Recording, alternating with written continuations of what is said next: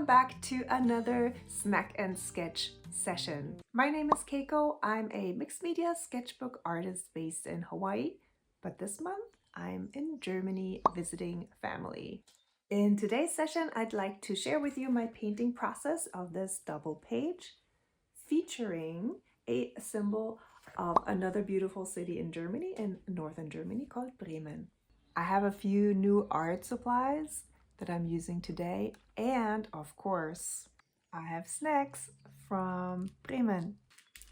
These ones are my favorite. Gotta have some good tea with that. Cheers. Up next, Bremer Kluten.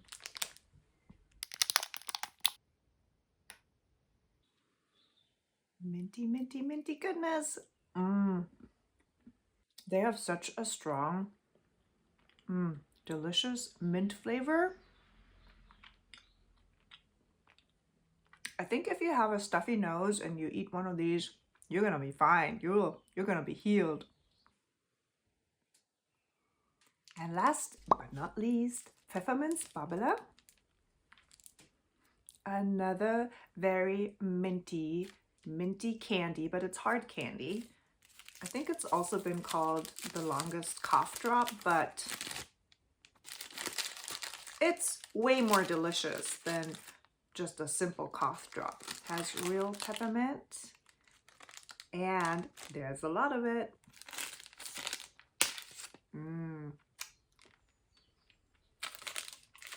At this point, a very big thanks to my friends in Bremen, Tanja, Raphael, Meinhard, Julian, and Sarah, and especially Meinhard, because look, he made a sketchbook for me. Look at the beautiful paper cut he included here.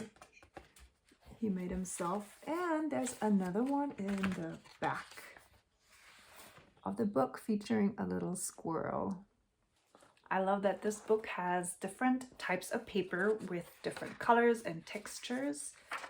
So thin, thick paper, watercolor paper, decorative paper, even some old recipe notes and maps. So this is perfect for me. I love mixed media and I love testing out new surfaces and texture. And as for the art supplies, I just couldn't say no to these neon colored oil pastels. I also bought a few more of one of my favorite art supplies, the Stabilo woodies. I already have the pastel set with 6 colors, but I was kind of missing the white, so I ordered the white, and then I saw this beautiful vibrant ultramarine blue, so I ordered that. And then, you know, metallic gold. Never can go wrong with that. And in today's session, I'm really curious about how these work together and also how they show up on different papers. So I'm gonna start with doing a few swatches, and I think I'm gonna use this double page today. So we have white on one side and then this craft paper, which I think is Clairefontaine craft paper on the other side. And this way I can also see how the neons show up on different types of paper and different colors of paper. Okay, one more. Gosh, I can't stop. Let's start with a few swatches. Whenever I have new art supplies, I really like testing them out. So this is the cold press watercolor paper, and you can see that the texture is shining through, which I personally really like. And I have to say I love how vibrant these colors are. The yellow especially is super vibrant. The other colors as well, love the pink, and this pink, the magenta, absolutely. With the blue, however, it's always a bit more dull, I think. in comparison with the other neon colors. Let's try some blending here as well. I have this peach red neon and I'm blending it with the pink, and I think that works really beautifully. Let's check out the blue and the pink to create a purple. I'm coming in again with the pink crayon, and yeah, I think those blends work really nicely, even though it is a very textured paper. As for the Stabilo woodies, they go down really nicely, very smooth, very opaque. Of course, they're not as vibrant as the neons, but I didn't expect that.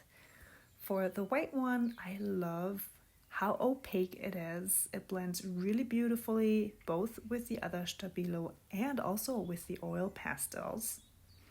I also have the gold here, and I was kind of surprised how metallic and shimmery it is. It looks really good. I also tried blending it with the pastel, and that worked good. It worked well, but not as well as the white one. So the white one, definitely really great for blending. Okay, let's move on to the craft paper, which has a very soft and smooth surface, way smoother than the watercolor paper. And you can see the result immediately. You can see that the color goes on really smoothly. The texture doesn't show through as much as with the textured watercolor paper. Of course, the colors aren't as vibrant and they look a bit different than on the white paper. So you can definitely work with different sorts of paper to create different results. Blending on this kind of paper works really well. Just look how beautiful this turns out on the smooth paper as opposed to the more textured watercolor paper. I'm really liking this peach tone that comes out of blending the white and the red neon. For today's painting process, I will be drawing one of Bremen's most iconic symbols, the town musicians of Bremen, which is a statue. I'm using my golden Stabilo for a very, very rough sketch. So I have a little confession about this famous statue. We did go and visit it, but it was pouring down rain. I mean, literally like pouring down rain. And even though it was pouring down rain, there were a ton of people. So I actually ended up not even taking a photo there. So today's reference photo that you can see here was taken by my friend Katja, who visited Bremen a while ago. And the cute little dachshund dog you see there is her dog, Lola. Let's move on to the next animal, which is the dog. As you can see, I'm really keeping it loose. I'm holding my Stabilo woody very loosely too, so that I'm not tempted to be too exact with my strokes. I'm switching to the blue pencil, Stabilo pencil now, because I'm moving on to the craft paper and the gold would hardly show up.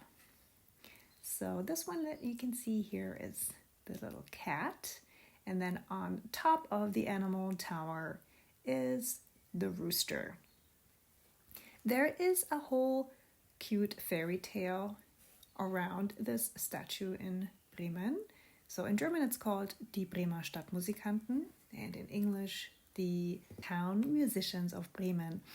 And the interesting fact is that in the fairy tale, these animals want to go to Bremen because Bremen at that time is a free city, but they never make it there. They find their good home that they were looking for in a little cottage outside of Bremen. I'm going to tell you more about this little fairy tale in a moment, But first, let me explain what I'm doing here. I decided to approach this drawing with a negative space painting technique. So basically that means that I am painting the background around the animals, and for now I'm not focusing on giving the animals any detail, but I'm really concentrating on the background. I lay down a layer of blue and now I'm coming back in with my neon green pastel and just trying to blend everything. And I really like this effect. It actually reminds me of northern lights, polar lights. And to increase the blending factor, I'm using my finger here to smooth out the blends even more. Moving over to the white watercolor, and as expected, the texture comes through quite a bit. So interestingly enough, even though I usually love texture, looking at the direct comparison, I have to say I prefer how the pastels look on the craft paper. It's smooth, it still has a little bit of texture, but the blend just works really well on the more smooth surface. So I didn't expect that, but that's why I always love to try out different papers and textures. And while I continue to draw the background in here, I will read you a very shortened version of the fairy tale of the town musicians of Bremen, which I found on Wikipedia. A donkey, a dog, a cat, and a rooster all passed their prime years in life and usefulness on their respective farms, were soon to be discarded or mistreated by their masters. One by one, they leave their homes and set out together. They decide to go to Bremen, known for its freedom, to live without owners and become musicians there. On the way to Bremen, they see a lighted cottage. They look inside and see 3 robbers enjoying their ill-gotten gains. So I think that means there's a table full of food. Standing on each other's backs, they decide to scare the robbers away by making a din. The men run for their lives, not knowing what the strange sound is. The animals take possession of the house, eat a good meal, and settle in for the evening. Later that night, the robbers return and send one of their members in to investigate. He sees the cat's eyes shining in the darkness and thinks he's seeing the coals of the fire. The robber reaches over to light his candle. Things happen in quick succession. The cat scratches his face with her claws, the dog bites him on the leg, the donkey kicks him with his hooves, and the rooster crows and chases him out the door. The terrified robber tells his companions that he was beset by a horrible witch who had scratched him with her long fingernails, that was the cat, a dwarf who has a knife, that was the dog, and a black monster who had hit him with a club, that was the donkey, and worst of all, a judge calling him out of the rooftop, that was the rooster. The robbers abandon the cottage to the strange creatures who have taken it, where the animals live happily for the rest of their days. In this version of the story, the animals never make it to Bremen. However, according to Wikipedia, it says that in the original version from the Middle Ages, the robbers are not humans. The robbers are actually a bear, a lion, and a wolf. The 4 animal friends, the donkey, the dog, cat, and rooster, they do make it to Bremen, and then they get celebrated for getting rid of these dangerous animals. And in yet another version, the animals do live happily with their master. They are not mistreated, but robbers steal all his possessions, so he has to send the animals away to fend for themselves. They bring back his possessions, and then he can rebuild his home and his farm, and then they live happily ever after at the farm again. So I think it's really fascinating how old fairy tales develop with time. And also, there's usually a similar version of a fairy tale in other countries as well. Let's go back to my drawing. As you can see, I went in with my golden Stabilo woody to add a few details. Not a lot, just to make it clear what kind of animals we have here. And now I am adding some highlights with my neon yellow pastel. Now I'm switching to my dark blue Stabilo woody to add even more details and also smoothen out some things here in the background.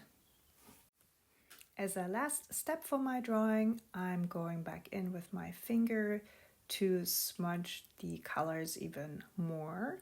It doesn't work as well as on the craft paper, but I still like the effect. I especially like the purple that I created here, mixing the blue and the pink. The drawing part of my project is done, but I wanted to add some lettering to my piece because I felt that the paper was a bit bare at the top. I have a Karin Real Brush Pro here, so it has bristles like a real brush, and it's not a solid tip. So lettering is really beautiful with this kind of pen if you're used to lettering with a brush. Other than that, if you're new to this, it might feel a bit strange at first because the tip is so much softer than a felt tip. I do love that these new brushes come with neon colors as well, and of course it goes really well with today's neon piece. I'm adding a few shadows with another color. It says it's neon. It looks more like a regular reddish purple to me, but it works to add the shadows. And lastly, I'm going over each and every letter one more time with my green brush pen, just to make the letters stand out a little more.